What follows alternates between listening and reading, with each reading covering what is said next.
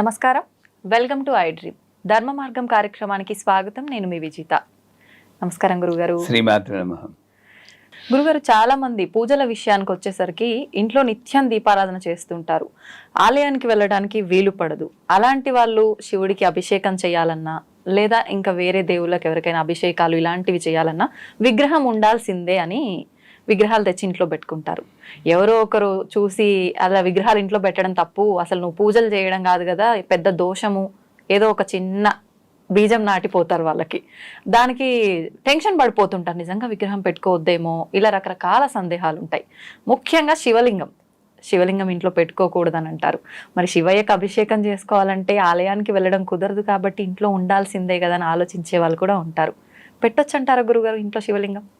ఎవరి నమ్మకం మీద ఆధారపడింది. ఇప్పుడు నేను పెట్టచ్చని చెప్పినా వాళ్ళు చూసేవాళ్ళు ఆహా గురుకరణమై పెట్టచ్చన్నారు వాళ్ళు పెడుతుంటే మళ్ళీ ఇంకో వీడియోలో అన్న పెట్టకూడదు చచ్చిపోతారు అంటే తీసి పారేస్తారు, ఏ చెట్టు కింద పడేస్తారు. ఈ మనోధైర్యం ఉండాలి. లేకపోతే ప్రతి ఒక్కరు ఊపిస్తారు. నన్ను నమ్మకండి, వాళ్ళని నమ్మద్దు.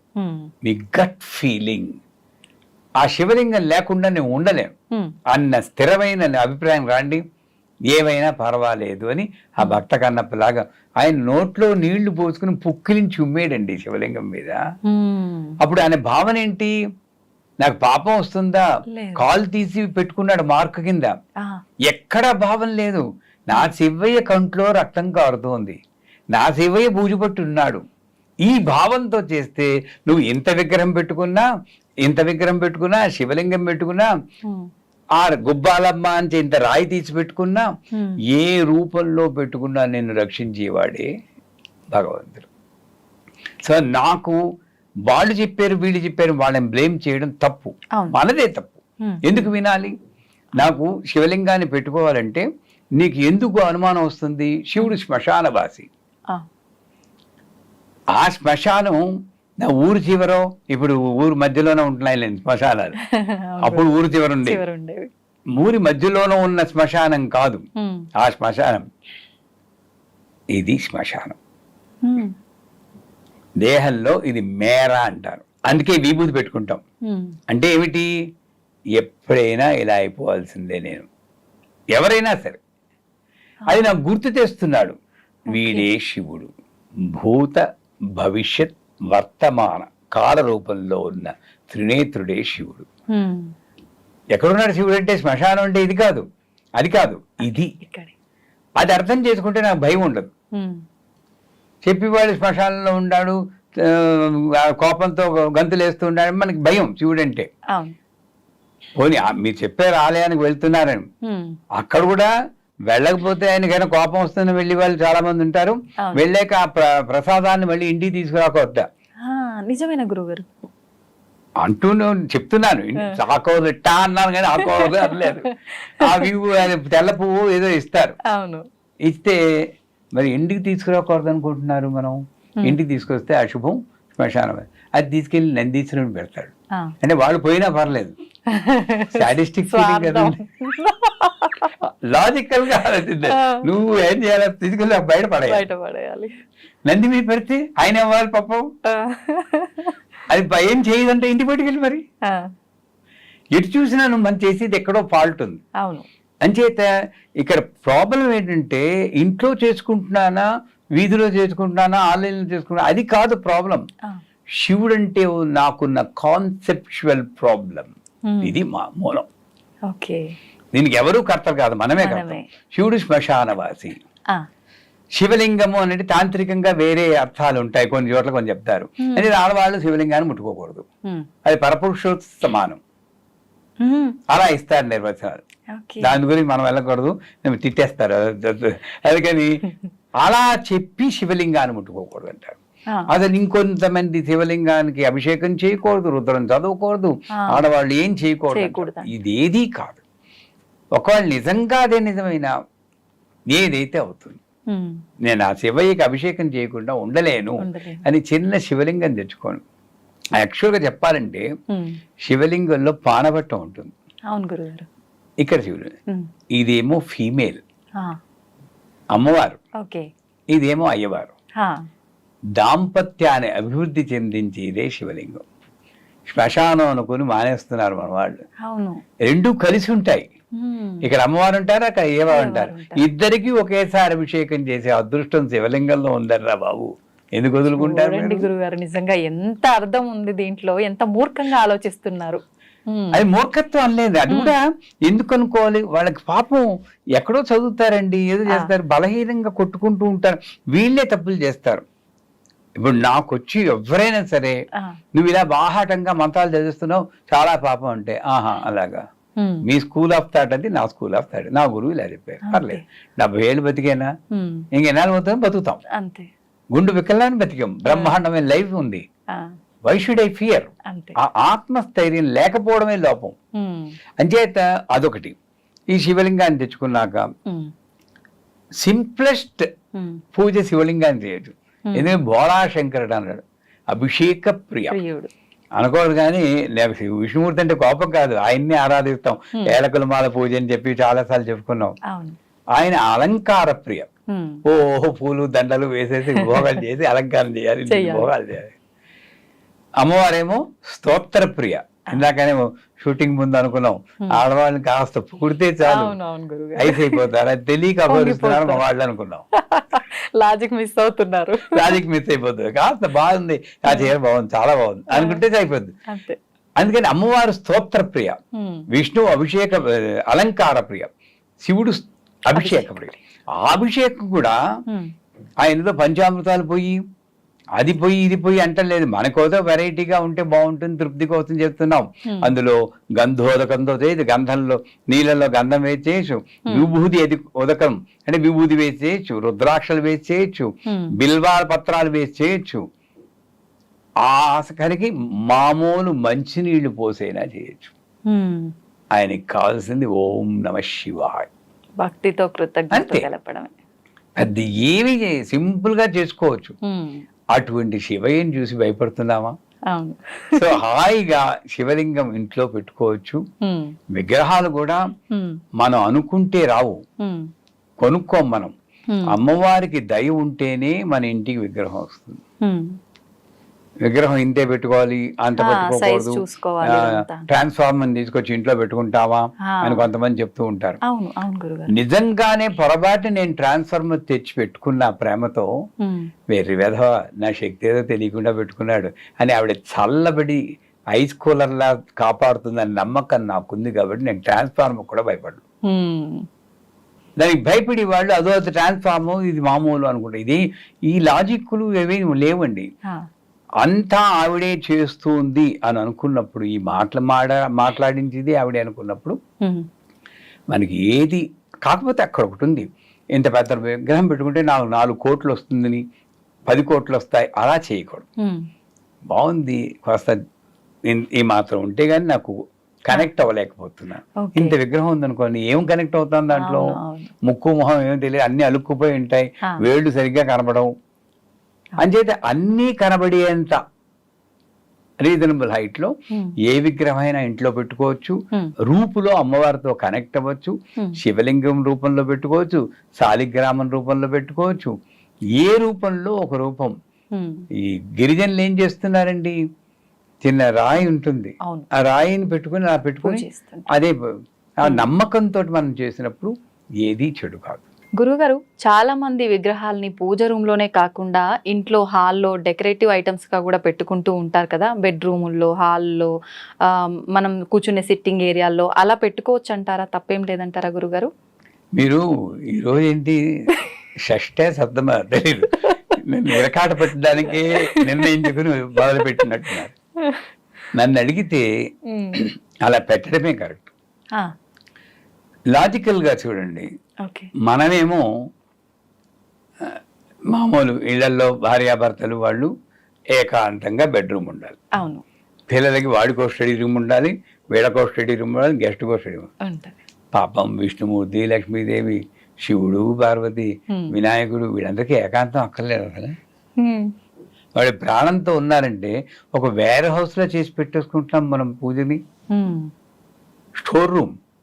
నన్ను అడిగితే సర్వదేవ నమస్కారం కేశవం ప్రతిగచ్చతి అంటుంది శాస్త్రం. నువ్వు 10 విగ్రహాలున్నా నీ రూములో, మీ పూజ రూములో ఓకే. ఒక్క విగ్రహాన్ని చేసినా అందరికీ వెళ్ళిపోతుంది, అది నిజం. ఏకైవాహం జగత్యత్ర తృతీయాక మమా పరా అంటుంది 10వ అధ్యాయంలో అమ్మవారు. 10వ 11వ 10వ అధ్యాయం. అంటే ఉన్నది నేను ఒక్కదాన్నే, బ్రాహ్మి మాహేశ్వరి కౌమారి వైష్ణవి అంటే నువ్వు రకరకాల రూపులు. అంచేత అన్ని విగ్రహాలు ఏదో మోతుతో తెచ్చుకున్నా కూడా ఒక విగ్రహం చేసినా అన్నిటికీ వెళ్తాయి. నువ్వు అన్నిటికీ పూజ చేయాల్సిన అవసరమే లేదు మనకి. మనం ఏం చేస్తున్నాం, విగ్రహాలు 4 వినాయకుళ్ళు, 5 ఆంజనేయ స్వాములు, 4 షిరిడి సాయిబాబా, అవునా కదా? వీళ్ళకి మూతలు కూడా తీరు పాపం. సెల్ఫిన్ పేపర్లు వాళ్ళు వేసి ఉక్కిరి బిక్కిరి అవుతుంది. నేను ఎప్పుడైనా పూజ చూసావా మా గతి అన్నట్లు ఉంటుంది వాళ్ళు. ఎందుకంటే మూత తీస్తే మళ్ళీ కడుక్కోవాలి కదండి, మార్చిపోతాయి వెండి విగ్రహాలు. తప్పేనా? నేను ప్రతిరోజు భయంతో ఇక్కడ చూపించు, ఇక్కడ చూపించు, ఇక్కడ అందరికి చూపించాలి, అందరికి పూలు పెట్టాలి, నైవేద్యం అందరికీ తినిపించాలి, ఈ భ్రమలో పడి కొట్టుకుంటున్నాం. అందుచేత మీరు అడిగింది మంచి ప్రశ్న. నన్ను అడిగితే పూజ రూమ్ అంతా కొంచెం ఖాళీ చేయండి, చేసి ఒక్క విగ్రహం, మీకు నచ్చిన విగ్రహం, కులదైవం అంటూ ఉంటారు, ఆ వెంకటేశ్వర స్వామి, దుర్గాదేవి, వాళ్ళని పెట్టుకోండి, ఓ దీపం పెట్టుకోండి. మీకు దీక్ష ఇచ్చిన గురువు గారు ఉంటే ఆ గురువు గారు ఫోటో పెట్టుకోండి.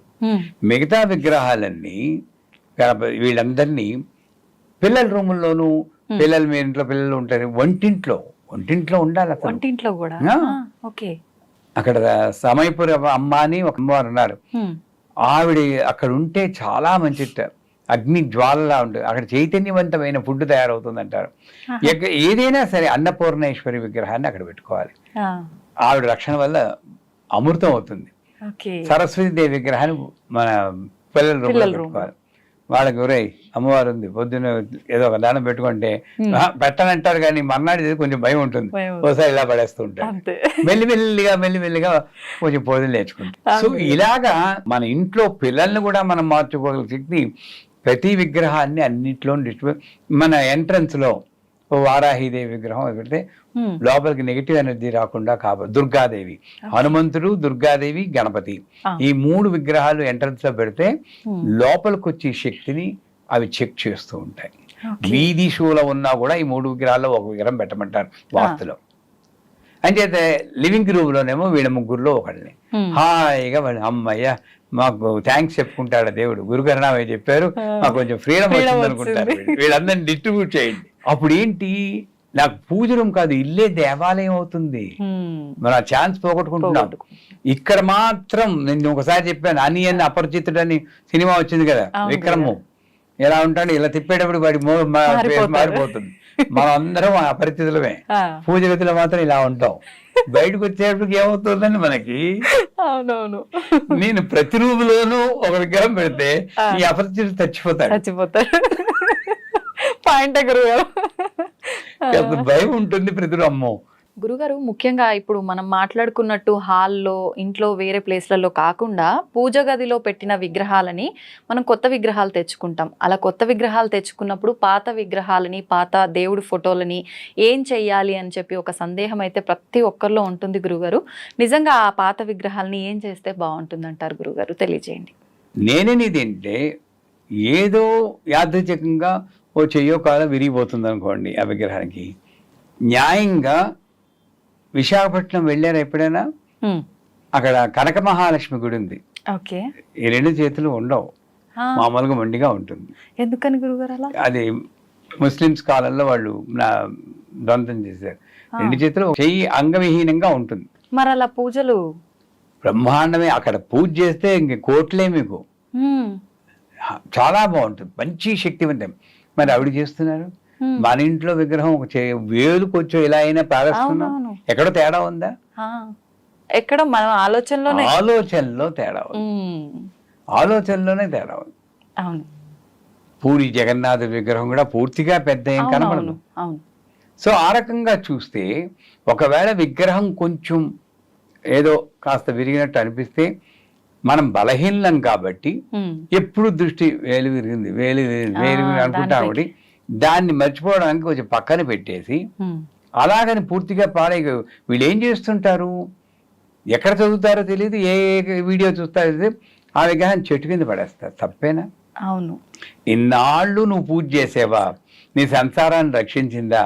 ఒక్క వేలు కొంచెం ఇలా అయితే చెట్టు కింద పడేయడం అంత తప్పు. బోరు మండు ఆ దేవుడు, రేయ్ నిన్ను రక్షించింది నేనేం రా, నన్ను బయటపడేసావు రోయ్ అని అంత వేడవుడు. మరి అలా ప్రతి ఒక్కటి కూడా మనం పాడేయకుండా పక్కన పెడుతూ ఉంటే ఒక స్టోర్ రూమ్ లాగా అన్ని నిండిపోయి ఉంటాయి కదా గురువుగారు. తెచ్చుకోవద్దంటాను నేను, ఒక్క విగ్రహం చాలు. వాళ్ళు ఇచ్చారు వీళ్ళు ఇచ్చారంటే నాకు ఇచ్చిన విగ్రహాన్ని మళ్ళీ మీలాంటి వారు ఏదో బర్త్డేకి వస్తే అమ్మ ఇది పెట్టుకు చేసుకోండి, చాలా బాగుంటుంది. ఓ మంత్రం కూడా చెప్పండి, హ్రీం మహాలక్ష్మి అని. మనకి ఇవ్వడానికి భయం. గొప్ప మనసు ఎవరికి లేదు గురువు గారు, అంత గొప్ప మనసు లేదు. ఎందుకంటే భయం నాకు. లక్ష్మీదేవి విగ్రహం ఇస్తే నా సంపద అంతా పోతుంది. నిజమే. సో నా సంపద నాకు ఇక్కడ లేదు, విగ్రహాల్లోనే ఉంది. అంతే. ఇవన్నీ కాన్సెప్చువల్ మిస్గివింగ్స్ అంటారు. అంచేత ఒక్క విగ్రహం పెట్టుకోండి, ఎక్కువ విగ్రహాలు తెచ్చుకోవద్దు. ఆ ఒక్క విగ్రహం కూడా కర్మగా ఏదైనా చిన్న భంగం అయితే పక్కనే పెట్టండి. ఆ విగ్రహానికి మీరు పట్టించుకోకలేదు, కొత్త విగ్రహాన్ని పెట్టండి. అంతేగాని బయట పారేయద్దు. ఆవిడ ఇంట్లో ప్రధాన దేవత, ఇంటికి అధిష్టాన దేవత, ఇంటి యజమాని. యజమాని ఎలా తరుగుతామమ్మా? చెట్ల కింద విగ్రహాలు, ఫోటోలు అన్ని పడేస్తూ ఉంటారు. చాలా భయంకరమైన పాపం అది నన్ను అడిగితే. ఎవడు ఇన్నాళ్ళు రక్షించాడో వాడిని కారుణ్యం లేకుండా పడేస్తారు. అంచేత విగ్రహాలు, కొత్త విగ్రహాలు అసలు తేవడమే తప్పు. కొత్త విగ్రహాలు ఎందుకు తెస్తున్నారు? ఇది బాధపడిపోయింది అని కాదు. కొత్త విగ్రహాలు ఎందుకు తెస్తున్నారు అది రీజన్. లేదు ఇది విరిగిపోయింది, ఓకే, వ్యాలిడ్ రీజన్. అప్పుడు ఆ విగ్రహాన్ని అక్కడే పెట్టి కొత్త విగ్రహాన్ని ఇక్కడ పెట్టుకోండి. మళ్ళీ దానికి పువ్వు పెట్టాల్సిన పని లేదు. మీకు అంతకీ మైండ్ ఇదైతే పూరిలో 12 ఏళ్ళకు ఒకసారి ఆ శక్తిని తీసి ఇంకో విగ్రహంలో పెట్టేస్తారు. మీకు తెలుసా? విన్నాను గురుగారు. ఈ పాత విగ్రహాన్ని తీసి శ్మశానాన్ని తీసుకెళ్ళిపోతారు. అక్కడ భగవంతుడికి శ్మశానం ఉంది, అక్కడ పెట్టేస్తారు.